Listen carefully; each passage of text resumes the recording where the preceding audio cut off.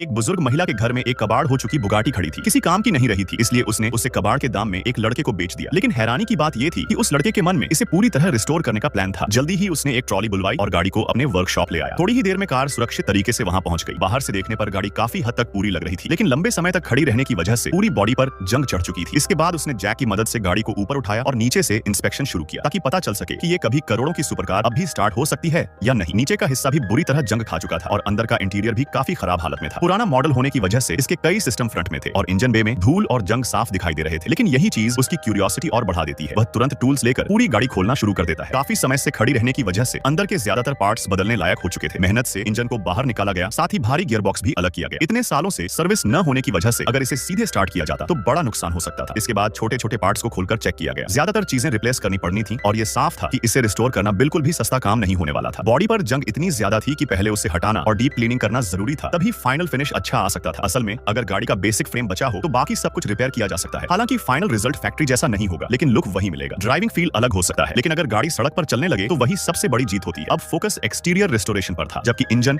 और gear box जैसे parts specialist workshop भेज दिए गए। यहाँ टीम सिर्फ बॉडी को अपने हाथों से रिस्टोर कर रही थी। इंजन ओरिजिनल W16 हो या न हो, इससे ज्यादा फर्क नहीं पड़ता। बस गाड़ी दिखने में बुगाटी जैसी होनी चाहिए। धीरे धीरे बॉडी अपनी ओरिजिनल शेप में वापस आने लगी। जहाँ डेंट्स ज्यादा थे वहाँ फिलर लगाया गया और जहाँ डैमेज या करप्शन ज्यादा था वहाँ वेल्डिंग करके पैनल्स को ठीक किया गया। इसके बाद पूरी कार पर प्राइमर लगाया गया और फिर उसे इंडोर पेंट बूथ में ले जाया गया। अंदर पेंट करने से धूल कम बैठती है और फिनिश ज्यादा स्मूथ और शाइनी मिलती है। लगातार कोटिंग के बाद कार को मैट ब्लू मेटालिक पेंट दिया गया, जो काफी प्रीमियम और स्टाइलिश लग रहा था। पेंट पूरा होने के बाद कार को बाहर ले जाकर पॉलिश और फिनिशिंग की गई, जिससे उसकी चमक और भी बढ़ गई। उधर दूसरी टीम इंटीरियर पर काम कर रही थी, जो पहले पूरी तरह खराब हो चुका था। अब सारे पार्ट्स नए लगाए गए, डैशबोर्ड को भी नए सिरे से रिक्रिएट किया गया और कार्बन फाइबर पैनल्स भी इंस्टॉल किए गए, जिससे अंदर का लुक काफी स्पोर्टी और एग्रेसिव हो गया। इसी बीच इंजन और गियर बॉक्स भी रीबिल्ड होकर वापस आ गए। सही लुब्रिकेशन होने की वजह से उनमें ज्यादा डैमेज नहीं था। कुछ पार्ट्स बदलकर उन्हें दोबारा असेंबल किया गया और फिर कार में इंस्टॉल कर दिया गया। सस्पेंशन के कस्टम पार्ट्स और ब्रेक्स भी लगा दिए गए। आखिर में इंजन को माउंट करके सारी वायरिंग कनेक्ट की गई। ऑयल और फ्यूल डालने के बाद वह ड्राइवर सीट पर बैठा और गाड़ी को स्टार्ट कर दिया। और हैरानी की बात यह थी कि वो आसानी से स्टार्ट हो गई। स्टार्ट होने के बाद बाकी छोटे मोटे काम पूरे किए गए। पूरी मेहनत के बाद ये कार आखिरकार पूरी तरह रिस्टोर हो चुकी थी। अब बस फाइनल चेक बाकी था। अगर सब सही रहा तो इसे रोड पर टेस्ट किया जा सकता था। और सच में सुपरकार तो सुपरकार ही होती है। सालों तक खड़ी रहने के बाद भी रिस्टोर होने के बाद इसकी परफॉर्मेंस आज की मॉडर्न सुपरकार्स को टक्कर दे सकती है। तो बताओ, तुम्हें ये रिस्टोर्ड बुगाटी कैसी लगी?